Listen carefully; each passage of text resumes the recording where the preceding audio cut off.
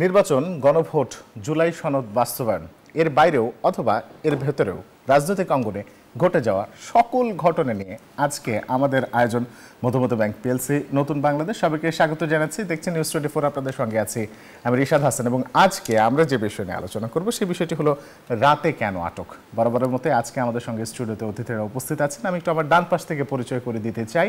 আমার ডান পাশে আছেন ডক্টর আতিক মুজাহিদ, যুগ্ম আহ্বায়ক এনসিপি, এবং আমাদের সঙ্গে আছেন উপস্থিত অধ্যাপক ডক্টর নাহরিন ইসলাম খান, শিক্ষক, জাহাঙ্গীরনগর বিশ্ববিদ্যালয়। এবং আমাদের সঙ্গে আর কিছুক্ষণের মধ্যেই যুক্ত হবেন ফয়েজ আহমদ, প্রধান উপদেষ্টা, সিনিয়র সহকারী প্রেস সচিব। তিনি আসা মাত্র আমরা তাকে সহ আলোচনা শুরু করব, কিন্তু আমরা আমাদের আলোচনা এগিয়ে নিতে চাই। আজকে আমাদের যে মূল আয়োজন, সেই আয়োজনের বিষয় হলো রাতে কেন আটক। নারিন, আপনাকে দিয়ে একটু শুরু করতে চাই। একটু বলবেন যে নতুন রাজনৈতিক বন্দোবস্তের দিকে আসলে আমরা এখন এগোচ্ছি, সেই সময়ে এরকম রাতের বেলা সাংবাদিক আটক, এবং এখনও সেই কারণটাও একেবারে পুরোপুরি স্পষ্ট নয়। এটি আসলে রাজনৈতিকভাবে বা আমাদের দেশের রাজনৈতিক প্রেক্ষাপটে আসলে কোন বার্তাটা দেয়?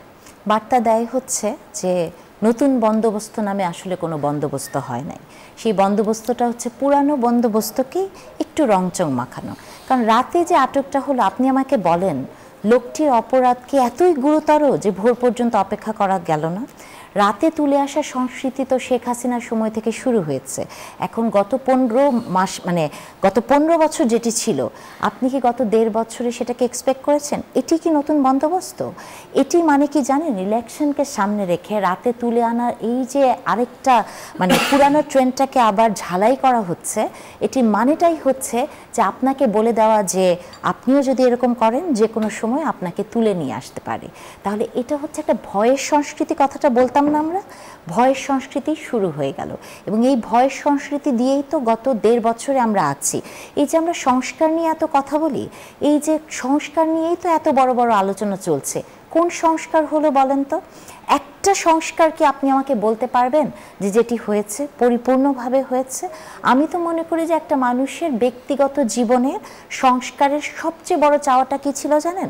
যে আপনি নিরাপদে বাড়ি ফিরতে পারবো।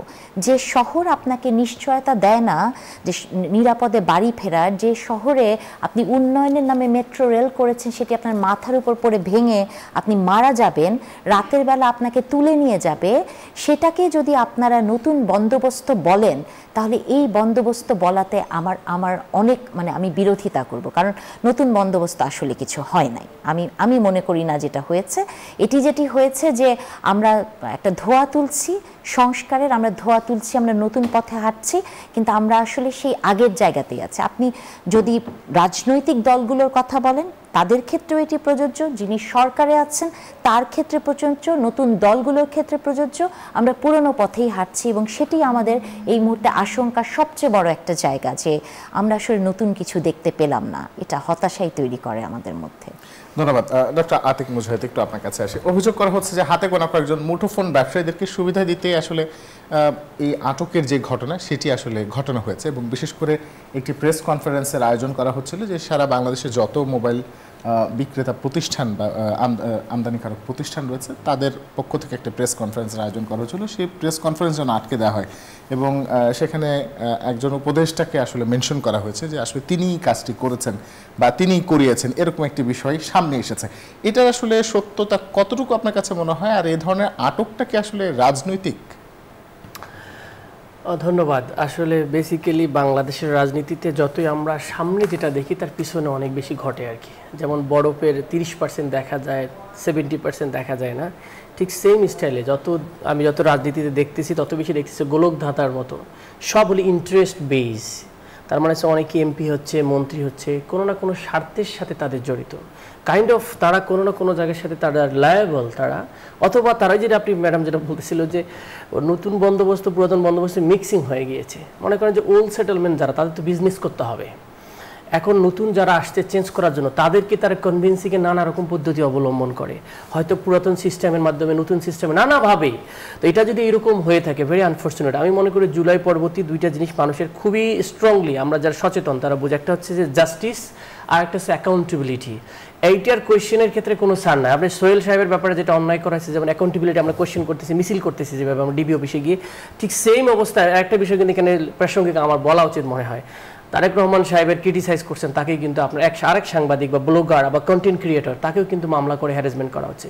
তো সেম কিন্তু আমরা দেখতেছি নোশনগুলো আস্তে আস্তে ক্রিয়েট হচ্ছে, হয়তো একটা দেখতেছেন ভিজিবল হচ্ছে আর একটা হচ্ছে ইনভিজিবল, বাট আমার কাছে মনে হচ্ছে এগেইন আমরা সামহাউ ওই দিকেই আবার যাচ্ছি যে একটা ব্যক্তি পূজা বা কোনো একটা ইন্টারেস্ট সার্ভ করা, রাষ্ট্রের ন্যাশনাল ইন্টারেস্ট না।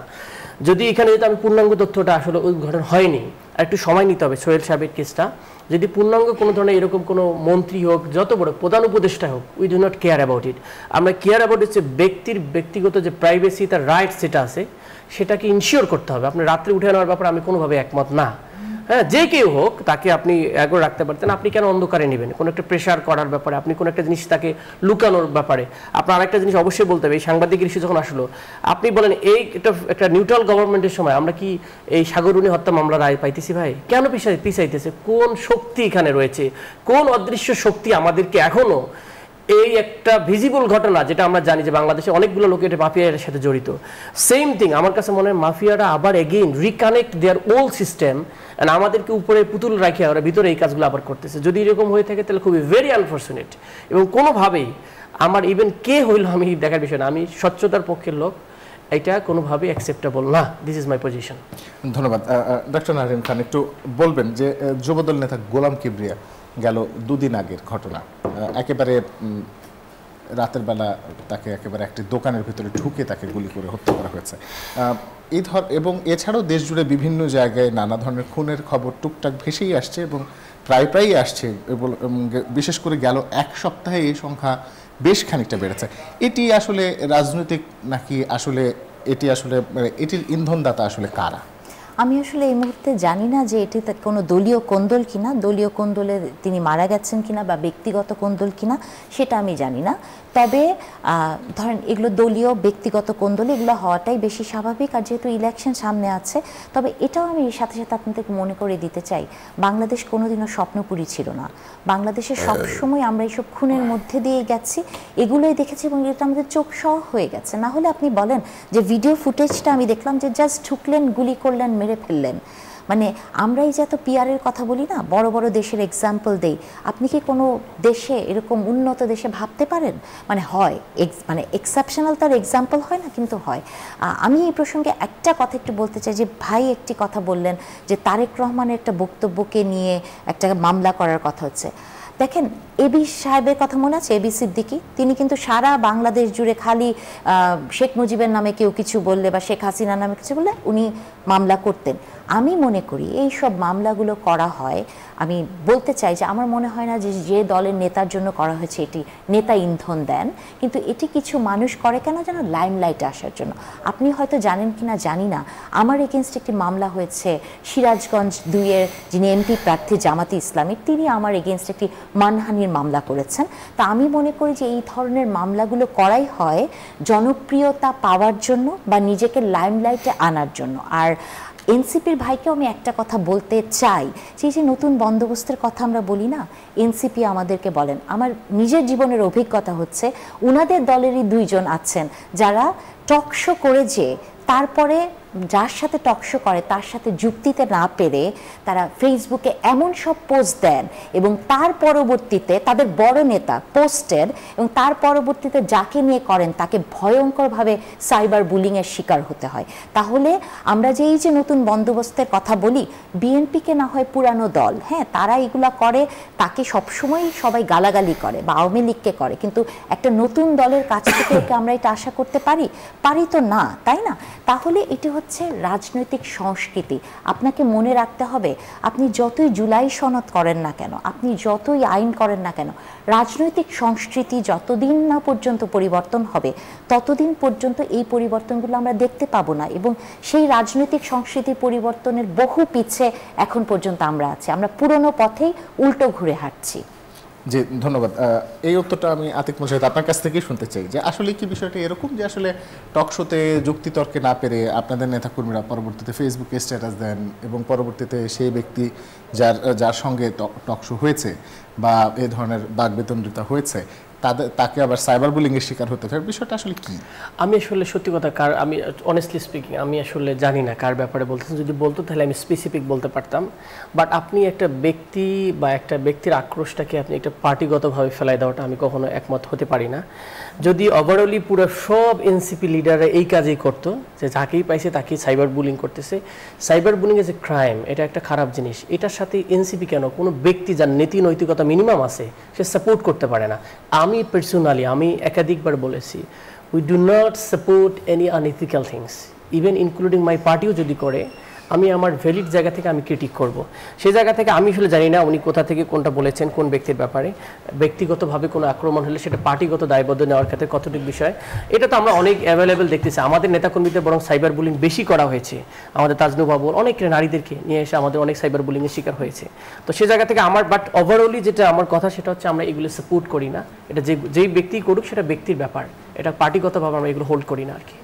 এখানে আমি হয়তো একটু অ্যাড করতে পারি, আমি স্পেসিফিক নাম বলতে চাই না, কারণ সেই মানে কালচারের পার্ট আমি না যে কাউকে নাম ধরে বলবো। তবে আপনি যার নাম উল্লেখ করেছেন তারাই করেন। আপনাদের বড় টপ আমি বললাম পুরুষ এবং নারী, সেটা আপনি দেখতে পারেন। আর যখনই এনসিপির একটা বিষয় হচ্ছে যে আপনি যখন এনসিপিকে কিছু বলবেন তখন তারা এটাকে একটি ব্যক্তিগত জায়গায় এনে দলীয় কোনো স্ট্যান্ড হিসেবে নেন না। ধরেন এনসিপির একজন প্রথিতযশা নেতা আছেন, তার নাম হচ্ছেন কি পাটোয়ারি না একজন, তার বক্তব্য নাসিরউদ্দিন পাটোয়ারি, আমি দেখলাম যে উনি একটি বক্তব্যে তারেক রহমানকে তুমি করে বলছেন। বা ধরেন এক দলের মৃত্যু হয়ে যাচ্ছে, কাউকে বুড়ি অঙ্গাতে চোবাবেন, যুদ্ধ ঘোষণা করা। এখন আপনি যখন এটা বলবেন তখন এনসিপি বলবে এটি একমাত্র তার দায়, কিন্তু এটা আসলে অন্যের দায় না, দলের দায় না। কিন্তু বিএনপির যখন একজন নেতা আছে না কি খুব উদ্ভট সব স্লোগান দেয়, নয়ন যখন কিছু একটা বলে তখন আবার এটা হয়ে যায় কি বিএনপির স্ট্যান্ড। আবার ধরেন যে একটা মামলা করা হয়েছে তারেক রহমানের নামে, মানে তারেক রহমানকে কটূক্তি করার জন্য, আপনি হয়তো দেখবেন যে ওটা উনি জানেনই না, কিন্তু দোষটা পড়ে যায় বড় দলগুলোকে।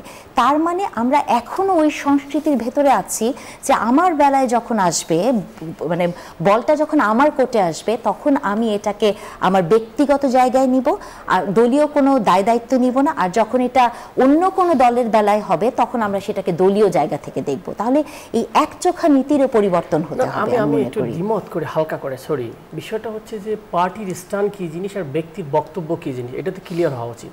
পার্টির স্টান হচ্ছে কোনো একটা সার্টিন বিষয়ে মানুষ পার্টির বক্তব্য দেয়। সাপোজ রাষ্ট্রনীতি সম্পর্কে এখন কেউ জুলাইয়ের অবস্থান নিয়ে পার্টির অবস্থান কি, আর একটা হচ্ছে অতিরিক্ত কথাবার্তা, আপনাকে পার্সোনাল অ্যাটাকিং করা। আমি বলি পার্সোনাল অ্যাটাকিং করা, কোনো একটা বিষয়কে ক্রিটিক করা, ক্রিটিকের ল্যাঙ্গুয়েজের সমস্যা, কিন্তু পার্টির স্টান আর ল্যাঙ্গুয়েজের মধ্যে আপনাকে একটু তো আন্ডারস্ট্যান্ডিং করতে হবে, তাই না? কোনো একটা সার্টেন বিষয়, সাপোজ জুলাই সনদ নিয়ে কথা হচ্ছে, সাপোজ আমাদের বিচার হচ্ছে, বিচার নিয়ে পার্টির অবস্থান, পার্টি সবসময় অবস্থান নেয় কোনো একটা সার্টেন বিষয় নিয়ে, কিন্তু একটা ব্যক্তি তার কতটুকু বলবে কতটুকু বলবে না সেটা তো অবশ্যই যদি অতিরিক্ত বলে তখন ব্যক্তিকে শোকজ করা হয় তার ল্যাঙ্গুয়েজ ইউজ করার কারণে। সেই জিনিসটা যেমন আপনার এই দলে একজন লোক মারা গেল, একজন বললো একটা ছাত্র দলের এক লিডার আউট, মানে একজন মারা গেল আর একজন স্ট্যাটাস আউট, এটা কি যায় না? মানে ব্যক্তি মিনিমাম একটা লোক মারা গেলে আউট শব্দটা বলা যায় না। আমি বলতেছি না, আমার নেতারাও যদি অত্যুক্তি এমন ল্যাঙ্গুয়েজ ইউজ করে, যারা সিভিক কালচারের কথা বলছেন, পলিটিক্যাল কালচার তো অনেক কিছুর সাথে জড়িত, তো সিভিক কালচারে মিনিমাম আন্ডারস্ট্যান্ডিং হচ্ছে আমার অপোজিশন আমার শত্রু না, আমার প্রতিপক্ষ প্রতিযোগী। যদি এইটাই হয়, এখন দৃষ্টিভঙ্গি সবারটা এখন হচ্ছে যে একটা মানুষকে আমরা যেভাবে দেখি ল্যাঙ্গুয়েজ দিয়ে বিচার করি, তার সাথে মিশিতে অনেকে বিচার করি না। সেখানে হচ্ছে নতুন বন্দোবস্ত নিয়ে আপনি কোয়েশ্চেন করছেন, আপনি আসলে নতুন বন্দোবস্ত চান কিনা কোয়েশ্চেন করতেই পারেন। যে কেউ পুরাতন বন্দোবস্ত সিস্টেম আলোচনা অবশ্যই, আমি বলি এটা একটা নতুন বন্দোবস্ত, একটা ক্যারেক্টার, ইটস নট কোনো একটা দল। এই ক্যারেক্টার যে কেউ ধারণ করতে পারে। আপনি বিএনপি থেকে নতুন বন্দোবস্ত ধারণ করতে পারেন, আপনি এনসিপি থেকে পুরাতন বন্দোবস্ত ধারণ করতে পারেন। It is a matter of understanding how you are defining the new settlement. Bangladesh 53 বছর ধরে মাসল পাওয়ারে গেছে, দুর্নীতি করছে, মারছে, কাটছে, এই যে একটা traditional, I don't care about anyone. আমি রাষ্ট্রের সিস্টেম দেখবো না, আমি ব্যক্তি সিস্টেম দেখবো, এই জিনিস না, মানে ব্যক্তিতন্ত্র না, সবার জন্য যে তন্ত্র, যেটা আমরা গণতন্ত্র বলতেছি, এইটা যদি যে কেউ ধারণ করে সেই এই নিউ সেটেলমেন্টের পার্ট। কিন্তু এটা অ্যাজ এ হোল আমরা যেহেতু মুভমেন্টের অংশ হিসেবে এসেছি, তাই আমরা মনে করি যে আমরা একটা ব্রেক থ্রু আসার চেষ্টা করছি না, আমাদের মধ্যে অনেকে থাকতেই পারে এটা, আমরা এটা মনে করি না যে এটা আমাদের মধ্যে অনেক আমার যুক্তিটা আসলে ওখানে ছিল না। আমার যুক্তিটা ছিল যে আপনাদের যখন, যেমন ধরুন আপনাদের নাসিরউদ্দিন পাটোয়ারি দ্ব্যর্থহীন কণ্ঠে বলেছে যে ফেব্রুয়ারিতে ইলেকশন হতে দেওয়া যাবে না। আপনার যুক্তি যদি আমি আপনাকে ফিরিয়ে দেই যে দলীয় স্ট্যান্ড, তাহলে কি এটা আপনার দলীয় স্ট্যান্ড যে ইলেকশন হতে দেয়? আপনার যুক্তি আমি আপনাকে ফিরিয়ে দিচ্ছি। আপনি বলছেন যে ব্যক্তিকে নিয়ে কিছু কথা বললে সেটা দলীয় স্ট্যান্ড, তাহলে ইলেকশন হতে দেওয়া যাবে না এটা নিশ্চয়ই আপনার রাজনৈতিক স্ট্যান্ড, এটা নিশ্চয়ই আপনার দলীয় স্ট্যান্ড। নাহিদ ক্লিয়ার করেছে যে আমরা আসলে মনে হচ্ছে কি কোন একটা সিলি বিষয় নিয়ে অতি তর্কে মেতে যাচ্ছি, কিন্তু স্ট্যান্ডটা হচ্ছে এটাই মোটা দাগে বলতে চাই যে যখনই আপনি নতুন বন্দোবস্তের কথা বলেন, যেটাই বলেন না কেন, এটা একটা কনসেপ্ট, তাই না? নতুন বন্দোবস্ত আপনি ধারণ করে আমরা কিন্তু সবাই, আমি পার্টিকুলারলি আপনার দলকে বলছি না বা বিএনপিকে বলছি না বা জামাতকে বলছি না, আমরা কিন্তু ওই আগের জায়গাতেই ফেরত যাচ্ছি, যেটা একদম পারফেক্ট এক্সাম্পল হচ্ছে কালকে রাতে একজনকে বাসার থেকে তুলে নিয়ে যাওয়া। এটাই ছিল কিন্তু প্রসঙ্গ। তার মানে বন্দোবস্ত কিছুই পাল্টায় নাই, পুরানো জিনিসকে আপনি একটু রং করেছেন, রংটা মাঝে মাঝে খসে যাচ্ছে। জি, ধন্যবাদ। আমাদের সঙ্গে যুক্ত হয়েছেন আমাদের আরেকজন অতিথি ফয়েজ আহমদ, প্রধান উপদেষ্টা সিনিয়র সহকারী প্রেস সচিব। আপনাকে ধন্যবাদ আমাদের সঙ্গে আলোচনায় যুক্ত হওয়ার জন্য। আজকে আমাদের যে মূল আলোচনার বিষয় সেটি হলো কেন রাতে আটক, রাতে হঠাৎ সাংবাদিকদের আটক কেন শুরু হলো? ফয়েজ আহমদ, প্রথমে সরি আমি একটু দেরি করে ফেললাম, তারপরে আমি আপনার প্রশ্ন থেকে একটা প্রশ্ন করি, সাংবাদিকদের আটক মানে শুরু হলো বুঝলাম না, একটু পরিষ্কার। গতকালকে একজন সাংবাদিক রাতে আটক হয়েছে। ও, একজনকে তো দের বলা যায় না। ফার্স্ট অফ অল দেখুন, আমি নিজে সাংবাদিকতা করেই বর্তমানে সরকারের দায়িত্ব পালন করছি, সুতরাং সাংবাদিকদের বিষয়ে যখন আমি কথা বলবো একই সঙ্গে আমার দুটি পজিশন থাকবে। আমি সাংবাদিককে কোনোভাবে কেউ হয়রানি করুক, ব্যক্তিগতভাবে আমি এই প্রক্রিয়ার বিরুদ্ধে। দ্বিতীয়ত হচ্ছে যে ভদ্রলোককে গতকালকে রাতে আটক নয়, ওনাকে জিজ্ঞাসাবাদের জন্য ডেকে নেওয়া হয়েছে, সেখানে ওনার কি কোনো সাম্প্রতিক কোনো প্রতিবেদন, ওনার কোনো সাংবাদিকতা, এমন কোনো কিছু কি সরকারের এগেনস্টে গেছে, এমন কিছু হয়েছে না? আপনি খুঁজে লাভ নেই, উদাহরণ দিতে পারবেন না, কারণ উনি ওনার সাংবাদিকতার জন্য কোনোভাবেই জিজ্ঞাসাবাদের মুখোমুখি হননি। আপনি সাংবাদিকতা করছেন, উনি ইউনিভার্সিটি শিক্ষক। এখন উনি যদি ব্যক্তিগতভাবে একটা অপরাধের সঙ্গে সম্পৃক্ত হয় বা ওনাকে কোনো একটা অপরাধে যদি কেউ সন্দেহভাজন হিসেবে মনে করে, সেটা কি ইউনিভার্সিটি টিচার হিসেবে আপনি সেটাকে আইডেন্টিফাই করবেন? সেটা হয় কি? হয় না। এই ভদ্রলোককে পুলিশের জিজ্ঞাসাবাদের প্রয়োজন ছিল, সুনির্দিষ্টভাবে বলা হয়েছে উনি ওনার। আচ্ছা, আমি এই ব্যাখ্যারা যাওয়ার আগে আরেকটা বিষয় বলি। এই যে আমাদের একজন সহকর্মী, ওনাকে রাতের বেলায় পুলিশ তুলে নিয়ে গেলেন, আজকে ডিবি অফিস এই জন্য ঘেরাও হয়েছে, কিছু মানুষ ঘেরাও করেছেন। সাংবাদিকরা করেছেন কি? না, করেন। কারা করেছেন? অবৈধ মোবাইল ফোন ব্যবসায়ী, হ্যান্ডসেট। সরকার মোবাইল ফোন আমরা যেগুলি ইউজ করি, এগুলি যেন সব কিছু লিগাল অথরাইজড হয়, সেই বিষয়ে আইন কড়াকড়ি করছে। আনঅথরাইজড মোবাইল ফোন মার্কেটে বিক্রি, সেগুলি ব্যবহার, এগুলিকে নিয়ন্ত্রণ করছে। সেই প্রক্রিয়ায় মোবাইল ফোন ব্যবহারকারীদের সংগঠনের সঙ্গে ওনার একটা সম্পৃক্ততা, এবং পরিষ্কার করে যেটা ডিবির পক্ষ থেকে ব্যাখ্যা দেওয়া হয়েছে যে উনি স্পর্শকাতর জায়গায় ওনার ফোনটা ব্যবহার করেছে, এরকম রেকর্ড আছে, তার ভিত্তিতে ওনার কাছ থেকে তথ্য জানার জন্য। এর পরবর্তীতে উনি ফিরে আসার পরে যদি ওনার স্ট্যাটাস আপনি দেখেন, ফেসবুকে উনি যা লিখেছেন, সেখানে আপনি দেখবেন কি স্বার্থ সংশ্লিষ্ট বিষয় আসে লিখেছেন। সাংবাদিকতার একটি লাইনও না, গুণাক্ষরেও না। বাট হ্যাঁ, অ্যাজ এ হোল যখন একজন সাংবাদিককে রাতের বেলায় নেয়, আমরা এই বিষয়ে উদ্বেগ তৈরি হওয়া খুব স্বাভাবিক। এই উদ্বেগের মধ্যেও আমি আপনাকে একটা ইতিবাচক দিক বলি। তাকে যারা তুলে নিয়ে গেছেন, প্রত্যেকেই তাদের নিজ নিজ পরিচয় দিয়ে নিয়ে গেছেন, এবং কোথায় নিয়ে যাচ্ছেন সেটা তার পরিবারকে জানিয়েছেন, এবং যেখানে নিয়ে গেছেন সেই দায়িত্বশীল কর্মকর্তাও স্বীকার করেছেন সঙ্গে সঙ্গে, হ্যাঁ ওনাকে আমরা এনেছি, ওনার কাছে আমাদের কিছু জিজ্ঞাসাবাদের প্রয়োজন রয়েছে। প্রশ্ন হচ্ছে রাতে কেন, তাই তো? রাতে কেন হচ্ছে যে ধরুন ইনফরমেশনটা যে সময় পুলিশের কাছে এসেছে, এবং এই আজকের দিন সকালবেলাতেই এই সংগঠনের অন্য একটা কর্মসূচি ছিল, যেটা ঘিরেই এত ওনার সঙ্গে সম্পৃক্ততার বিষয়। উনি কিন্তু আইডেন্টিফাই করেছেন, উনি নিজে অ্যাডমিট করেছেন যে উনি এই সংগঠনের পরামর্শক হিসেবে কাজ করেন। আপনাকে যদি আমি বলি জার্নালিজমের কনফ্লিক্ট অফ ইন্টারেস্টটা কি, একজন জার্নালিস্ট কি এরকম একটা প্রাইভেট অর্গানাইজেশনের কনসালটেন্ট হিসেবে কাজ করতে পারেন? কোনো আইনে কোনো কিছু বলে দেয়া নেই, কারণ বাংলাদেশের সাংবাদিকের সংজ্ঞা, সাংবাদিকতার সংজ্ঞা কি করবেন না করবেন বলা নেই, বা উনি ওনার প্রতিষ্ঠান থেকে এটার জন্য অ্যাপ্রুভড কিনা। উনি যখন সাংবাদিকতা করবেন, একটা বাণিজ্যিক প্রতিষ্ঠানের কনসালটেন্ট হওয়াটা ঝুঁকিপূর্ণ।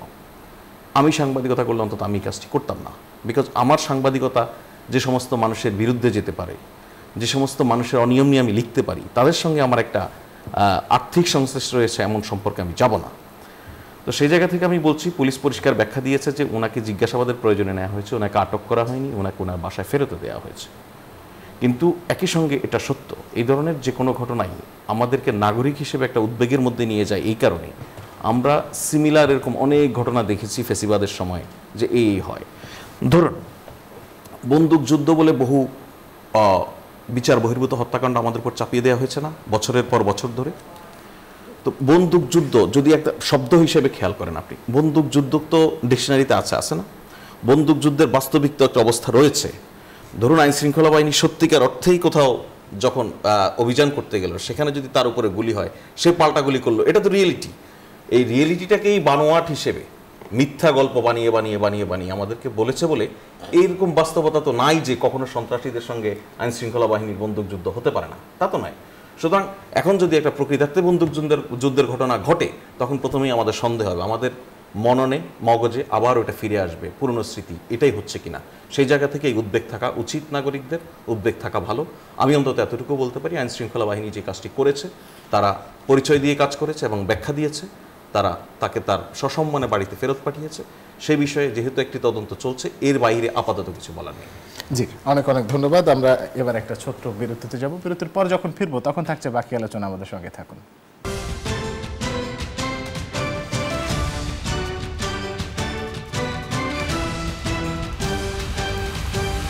বিরতির পর স্বাগত। দেখছেন নিউজ 24, চলছে মধুমতি ব্যাংক পিএলসি নতুন বাংলাদেশ। আজকে আমরা আমাদের অতিথিদের সঙ্গে আলোচনায় রয়েছি।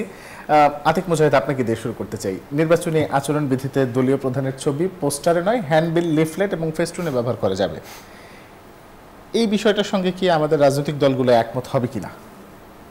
যদিও আজকেই আপনাদের এনসিপির পক্ষ থেকেও একটি প্রতিক্রিয়া এসেছে নির্বাচন কমিশনে। এখানে আমাদের জহিরুল ইসলাম মুসা ভাই বলেছেন যে দলের প্রধান যদি খালেদা জিয়া হয়, তাহলে তারেক রহমানের ছবিটা যেন না লাগানো, এইরকম একটা জিনিস। আসলে ভারপ্রাপ্ত চেয়ারম্যানকে আসলে চেয়ারম্যান কিনা, নিয়ম হচ্ছে যে পার্টির প্রধানের ছবি লাগানো যাবে, সে জায়গায় অন্য কারো, জিয়াউর রহমানের ছবি আপনি অথবা তারেক রহমানের ছবি, এগুলো লাগানোর ব্যাপারে আপনারা নির্দেশনা দিবেন কিনা।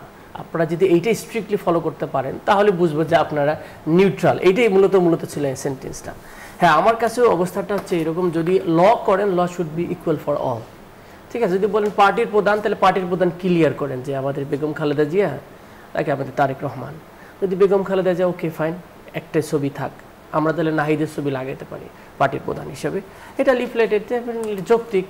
আর যেটা এখনকার যে, আমি আসলে জিনিসটা বুঝতেছি না, এখানে একটা, আমি যখন একটা ট্রেনিং করতেছিলাম, সেলফ কন্ট্রাডিক্টরি, বলতেছে 25 লাখ টাকা নির্বাচনী হলো ব্যয় করতে হবে, আবার বলতেছে 10 টাকা পার ভোটারে, আবার বলতেছে আপনি এইভাবে ব্যানার লাগাবেন, এবং আবার ওনারা একটা ব্যাংক, নির্দিষ্ট ব্যাংক করে দিচ্ছেন, এই ব্যাংকের মধ্যে টাকা রাখতে হবে না, আবার এটাই ব্যয় দেখাইতে হবে। কমপ্লিটলি একটা মিথ্যা সিস্টেমের উপর দাঁড়িয়ে আছে। একটা লোকও 25 লাখ টাকা ব্যয় করবে না, মিনিমাম কেউ করবে না, ম্যাক্সিমাম তো করবে অনেক। তো তাহলে যেটাকে একটা ম্যাক্সিমাম পর্যন্ত করা যায়, যেটা ফিজিবিলিটি নাই, এমন একটা জিনিস কেন আমাদের উপর চাপাই দিয়ে আমাদের মিথ্যা আবার হলফনামা দিতে হবে আমি 25 লাখ টাকা, এবং অবশ্যই আমি যদি ইলেকশন করি, তাহলে আমাকে ওই 25 লাখ টাকার ব্যাঙ্ক অ্যাকাউন্ট দেখায় আমাকে সাইন করতে হবে। তাহলে আমি তো মিথ্যা একটা জিনিস দিতেছি। তাহলে এটা জানার পরও এই যে অনেকগুলো সিস্টেম আমি পড়ার পর দেখলাম যে আসলে যেগুলো আসলে রিলেভেন্সি নাই, কিন্তু আমরা সিস্টেমের কারণে রেখে দিয়েছি, রাখতে হবে, আলোচনা করবো না, সময় নেই, ওকে ডান। তো এগুলো অনেক মেজর ইস্যু আছে যেগুলো আমার কাছে মনে হয় রিফর্ম করা জরুরি, দরকার ছিল। যে আসলে একটা মানুষের কতটুকু লাগে, হ্যাঁ মিনিমাম মানুষ করতে পারে 25 লাখ, ম্যাক্সিমাম হয়তো 2 কোটি 1 কোটি, ফিজিবিলিটির উপর স্বচ্ছতা দেখাই দিকে অস্বচ্ছতা বেশি হয়ে যায় আমাদের আর কি। তো এটা একটু মনে হয় করা উচিত। জি, ধন্যবাদ। অধ্যাপক ডক্টর নারিন খান, একটু বলবেন যে নির্বাচনে এই আচরণবিধি আমাদের যে গতানুগতিক যে নির্বাচনী সংস্কৃতি বা প্রচার প্রচারণার সময় যে সংস্কৃতি, সেগুলোর সঙ্গে আসলে একটু ভিন্ন তার জায়গা তৈরি করছে কিনা, এবং আদতে যারা এইসব আচরণবিধি লঙ্ঘন করবেন, কমিশন কি তাদের বিরুদ্ধে ব্যবস্থা নিতে পারবে? এখন ওই যে বললেন না নতুন বন্দোবস্ত তো নতুন কিছু দেখাতেই হবে সরকারকে, তাই না? আমি দেখলাম যে পোস্টারের বিপরীতে পাটের কিছুর মধ্যে মনে হয়, আমি বুঝলাম না যে এটা করাটাও কি খুব দ্রুততম সময় সম্ভব কিনা, তাই না? তারপরে হচ্ছে আপনাকে বুঝতে হবে বাংলাদেশে ক্লাইমেটটা কেমন, ওয়েদার একটা বড় জিনিস, এই ধরনের ব্যানার বানালে ওয়েদারের বিষয়টাও আপনাকে দেখতে হবে, খরচের বিষয়টাও দেখতে হবে। আপনি দেখেন আমাদের রিজওয়ানা আপা প্লাস্টিক নিয়ে অনেক কিছু করেছেন, তাই না? পাটের ব্যাগ, কিন্তু সেটা কি হচ্ছে? সাইলেন্ট জোন বানিয়েছেন উনি এয়ারপোর্টের সামনে, আমি তো কোথাও সাইলেন্ট দেখি না। সাইলেন্ট আমরা তখনই হই যখন অধিকারের কথা আসে, তখন আমরা সাইলেন্ট হয়ে যাই, কারণ সব কথা আমরা বলতে পারি না মিডিয়ার সামনে, তাই না? ইনডিরেক্টলি আপনাকে এগুলো আপনার উপর চাপিয়ে দেয়। তবে আমি মনে করি দেখেন, যে দেশে সবাই ট্যাক্স ফাঁকি দিতে চায়, তাই না, সে যে দেশে সবার ট্যাক্স ফাইলের মধ্যে, মানে সবাই মানে আমি জাস্ট মোটা দাগে বলছি, হ্যাঁ, ট্যাক্স ফাইলের মধ্যে গন্ডগোল থাকে, সেই দেশে 25 লাখ টাকা, এবং বাংলাদেশের মতো একটা দেশে নির্বাচনে যে কোটি কোটি টাকার খেলা হয়, এটা কি আসলে নির্বাচন কমিশন মানে এইভাবে প্রথম মানে এইরকম একটা ইলেকশনে করতে পারবে? আশা করতে পারি আমরা, কিন্তু একটা সমস্যা যেটা হয়েছে যে আমি সব কিছুর পেছনে কি দেখি জানেন, রাজনৈতিক সংস্কৃতির পরিবর্তন আসতে হবে। এই রাজনৈতিক সংস্কৃতির যদি পরিবর্তন না আসে, তাহলে আপনি যা ইচ্ছা তাই করেন না কেন, আপনার মনোজগতের এই পরিবর্তনটা সবচেয়ে বেশি দরকার। এবং এই মনোজগতের পরিবর্তনকে আপনি আপনার যে ভোটারটা, যাকে আপনি জাস্ট মানে স্বাক্ষর করে দেখে তাকে শিক্ষিত বলেন, তাকে আপনি গণভোটের একটা বিষয় তার উপর চাপিয়ে দিচ্ছেন, এটা কি সম্ভব? এটি হতে হবে কোথায় থেকে জানেন? একেবারে রুট থেকে, ক্লাসরুম থেকে। ছোট একটা বাচ্চাকে আপনাকে এথিক্স শেখাতে হবে। যে দেশের শিক্ষা ব্যবস্থায় আপনি ছাত্রছাত্রীদেরকে এথিক্স শেখান না, মোরাল শেখান না, শুধু শেখান ল্যাং মেরে কীভাবে ফার্স্ট সেকেন্ড হতে হবে, ডক্টর এবং ইঞ্জিনিয়ার হতে হবে, সেই দেশে এই রাজনৈতিক সংস্কৃতিরও পরিবর্তন হবে না। আর নির্বাচন কমিশন যত যাই বলুক না কেন, আমরা আসলে ওটার ভেতরেই থাকবো, পর্দার আড়ালে সবকিছুই হবে। ধন্যবাদ। ফয়জ আহমেদ, একটু আপনার কাছে আসি যে নির্বাচনী সংলাপ এটি একটা নতুন বিষয় সামনে আসছে এবারে, এই জিনিসটা আপনার কি মনে হয় যে আসলে কেন জরুরি? প্রার্থীদের মধ্যে যে নির্বাচনী সংলাপের কথা যেটা বলা হচ্ছে, নির্বাচনী সংলাপ মানে কি আপনি বলছেন যে বর্তমানে যে পলিটিক্যাল পার্টি একই স্টেজে কথা বলবে, এটা নতুন না, ইটস গুড, হ্যাঁ এটা হয়েছে নতুন না, এইটা আমাদের এখানে পুরনো উদ্যোগ। যে কোনো নির্বাচনেই সব প্রার্থীকে নিয়ে একদিন নির্বাচন কমিশনের পক্ষ থেকে রিটার্নিং অফিসার যে অফিস থাকেন, সেই অফিসের পক্ষ থেকে প্রার্থীদেরকে নিয়ে একটি মঞ্চে বসানো হয়।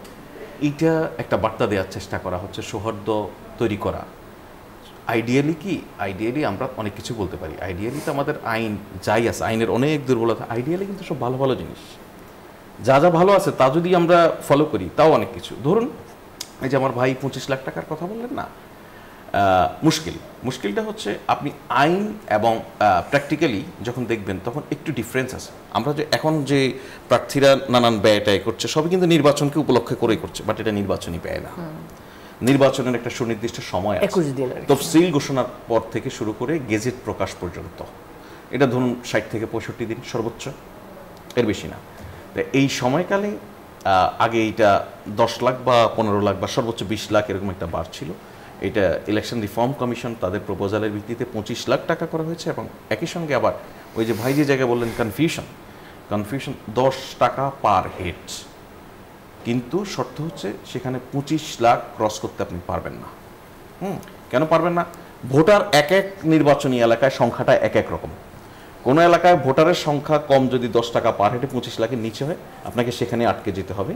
অর্থাৎ 25 লাখ টাকা আপনার সর্বোচ্চ আপনার ব্যয়ের সীমা, কিন্তু আপনি একজনের পিছনে 10 টাকার বেশি ব্যয় করতে পারবেন না। এখন আমরা প্র্যাকটিক্যালি যে কথাগুলি বলি, ধরেন এই যে এত কিছু হচ্ছে, এত আয়োজন, এগুলি এখন নির্বাচন কমিশন কিন্তু এখন অনেক কিছু দেখার সুযোগ নাই। এখন যা হচ্ছে পার্টিগুলি যে প্রতিনিয়ত তাদের এই যে ধরেন বিএনপি যে তাদের প্রার্থী চূড়ান্ত করলো, এই মানে পার্টি ফাইনালি প্রার্থী চূড়ান্ত করার পরেও প্রার্থী চূড়ান্ত হবে শিডিউল ঘোষণার পর, সেক্ষেত্রে কমিশন তার আইনের মধ্যে আসার আগ পর্যন্ত কিছুই করতে পারে না, তফসিল ঘোষণার আগ পর্যন্ত। সেই জায়গায় এইটা যেমন আমরা বলছি কোটি কোটি টাকা ব্যয় করি, এটা যেমন একই সঙ্গে সত্য, একই সঙ্গে এই ব্যয়টা আরও কমানোর দাবিও দীর্ঘদিন থেকে পলিটিক্যাল পার্টিগুলির আছে। এবং এই যে আমাদের মনোনয়ন পত্রের দাম এবং জামানত, এগুলি কমানোর বিষয়ে দীর্ঘদিন দাবি আছে। এখানে দুইটা পার্সপেক্টিভ। একটা পার্সপেক্টিভ হচ্ছে আমাদের পলিটিক্সে দীর্ঘদিন থেকে যারা ডোমিনেট করছেন তারা বুর্জোয়া রাজনীতির সঙ্গে, মুক্তবাজার অর্থনীতির সঙ্গে খুবই ফ্যামিলিয়ার। আমাদের এখানে আপনি যদি খেয়াল করেন দেখবেন যে ক্রমান্বয়ে পার্লামেন্টে বিজনেসম্যানের সংখ্যা বেড়েছে, কিন্তু একটা ব্যবসা বান্ধব দেশ আমরা, রাষ্ট্র আমরা করতে পারি নাই। কিন্তু বিজনেসম্যানের সংখ্যা প্রচুর বেড়েছে পার্লামেন্টে, একের পর এক বিজনেসম্যান 57, 58, 60% পর্যন্ত বিজনেসম্যান হয়ে যাচ্ছে। কিন্তু তারা ওখানে গিয়ে যে তার বিজনেসের পলিসি সংক্রান্ত, রাষ্ট্রের বিনিয়োগ সংক্রান্ত আলাপ আলোচনা করবে, সে জায়গায় আবার যাচ্ছে না। কিন্তু ওখানে গিয়ে আবার সবাই প্র্যাকটিসটা হয়েছে কিরকম, আনফর্চুনেটলি এই আলোচনাগুলি খুব, বাট পলিটিক্সে আলোচনাগুলি থাকা দরকার। ধরুন একজন ব্যবসায়ী, বড় ব্যবসায়ী, তাকে মন্ত্রী এমপি যারা হন তারা তো খুব মাসলম্যান, খুব পাওয়ারফুল, তারা গিয়ে বাধ্য করেন যে আপনি আমার পলিটিক্সের জন্য টাকা দেন, এই দেন সে দেন। সে প্রতিনিয়ত টাকা দেয়, কোটি কোটি টাকা দেয়। এক পর্যায়ে সে চিন্তা করে আমি কোটি কোটি টাকা না দিই, আমি 10 কোটি টাকা ব্যয় করে একটা এমপি হয়ে যাই না কেন, আমি একটা মন্ত্রী হয়ে যাই না কেন, তাহলে তো আমার কাছে আর কেউ টাকা চাইতে পারবে না। সো আমরা পলিটিক্সকে আমরা এই জায়গায় নিয়ে গেছি। এখন সেখান থেকে যখন বের করে নিয়ে আসতে হবে, আপনাকে একটা ব্যালেন্সের জায়গায় আসতে হবে। আপনি একের সঙ্গে অবাধ টাকা খরচের সুযোগ করে দিবেন, তাহলে কিন্তু আপনি ওই যে লেভেল প্লেইং ফিল্ডের কথা বলেন, ফর এক্সাম্পল কমিউনিস্ট পার্টি থেকে যে ব্যক্তি ইলেকশন করবেন, সেই ব্যক্তির নির্বাচনে 5 লাখ টাকা ব্যয় করতে পারবেন কিনা সন্দেহ। তার পোস্টার তৈরি করে দেওয়ার জন্য একজনকে ধরতে হয়, ভাই আমার পোস্টার তৈরি করে দেন। এটা প্র্যাকটিক্যালি আপনি চিন্তা করেন। সুতরাং আপনি শুধুমাত্র চিন্তা করবেন বিত্তবান প্রার্থীদের বিষয়ে, সেটা ওয়াইজ হবে না। তো এই জায়গা থেকে এটা একরকম আইডিয়াল, বাট প্র্যাকটিক্যালি বললাম, আমি আবারও বললাম যে নির্বাচনের সময়কে, ওই সুনির্দিষ্ট তফসিল ঘোষণা থেকে গেজেট পর্যন্ত সময়কে কাজ মাথায় রেখে ইলেকশন কমিশন তার সকল পরিকল্পনা করে, তার আইন ওইভাবেই। আর আমরা যখন চিন্তা করি তখন আমরা চিন্তা করি কিন্তু এই সময়টা ধরে, এখন যে সময়টা বেসিক্যালি এক্সট্রা ইলেকশন সময়, প্রি পোলো না, এখন এক্সট্রা ইলেকশনের মধ্যে আমরা আছি। অনেক ধন্যবাদ। আমরা এই মুহূর্তে আরেকটা বিরতিতে যাব, বিরতির পর যখন ফিরবো তখন থাকছে বাকিটা, সঙ্গে থাকুন।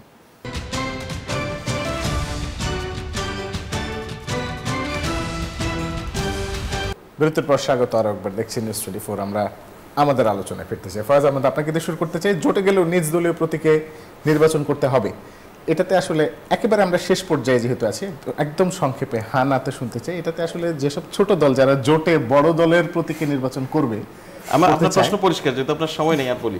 এখানে হানা বলা খুব ডিফিকাল্ট। এখানে দুইটা পার্সপেক্টিভ আছে। একটা হচ্ছে গণতান্ত্রিক প্রতিষ্ঠান হিসেবে নির্বাচন কমিশন বা রাষ্ট্র রাজনৈতিক দলগুলিকে বিকাশের সুযোগ দিতে হয়, বিকাশের জায়গা থেকে এটাকে আমি অ্যালাউ করি। আবার অ্যাট দ্য সেম টাইম পার্টিগুলি যদি মনে করে যে এবারই তাদের পক্ষে এটা সম্ভব নয়, তারা এটা আলাপ আলোচনা করে সলিউশনের দিকে যেতে পারে। ধন্যবাদ। নাহরিন খান, একই প্রশ্ন। আমিও ভাইয়ের সাথে একমত, কারণ হচ্ছে পরিবর্তন যদি আনতে হয় তাহলে তো এই ধরনের পরিবর্তন আসারই কথা। তবে আমি মনে করি না যে এটা একটা ক্রান্তিকালের ইলেকশন, আমাদের সব এক্সপেরিমেন্ট এই সময় না চালালেও চলে। আমার কাছে মনে হয় নিজের দলে ইলেকশন করা উচিত, নিজের মার্কা নিয়ে, যেহেতু আদর্শ আছে। যদি কনফিডেন্স না থাকে তাহলে ওই দলে জয়েন করা উচিত। তাহলে আপনি ওই দলের মার্কা এত পছন্দ কেন আপনার? আপনি যে রাজনীতি করতেছেন সে আদর্শ নিয়ে রাজনীতি করেন, আপনার স্ট্যান্ড ক্লিয়ার করে রাজনীতি করেন। ফয়জ আহমেদ, একটা একেবারে শেষ প্রশ্ন। ওই গণভোটের যে রূপরেখার কথা বলা হচ্ছে, রাজনৈতিক দলগুলো চাচ্ছে, সেটা আসলে কবে নাগাদ হতে পারে? রূপরেখা গণভোটের রাজনৈতিক দল, আমি ঠিক এটা পরিষ্কার না। তবে আমরা তো জানি যে নির্বাচনের দিন একই দিনে গণভোট হবে। সেই গণভোটের প্রশ্ন কি হবে ইতিমধ্যে সরকারের দিক থেকে পরিষ্কার করা হয়েছে। গণভোট নিয়ে এখনো নানান পরিসরে টুকটাক নানান বিতর্কের চেষ্টা করা হয়। আসলে গণভোট ইটসেলফ সারা দুনিয়াতে একটা প্যাকেজ।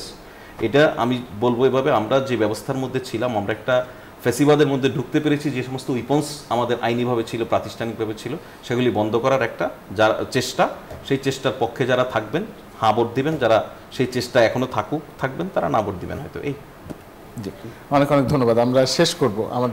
আপনাদের তিনজনকে ধন্যবাদ আমাদের সঙ্গে স্টুডিওতে উপস্থিত হওয়ার জন্য এবং আলোচনা অংশ নেবার জন্য। দর্শক, আজকের মতো এখানে শেষ করছি। রবি থেকে বৃহস্পতি দেখুন রাত 9টা থেকে 10টা মধুমতি ব্যাংক পিএলসি নতুন বাংলাদেশ। আজকের মতো এখানেই শেষ। শুভরাত্রি।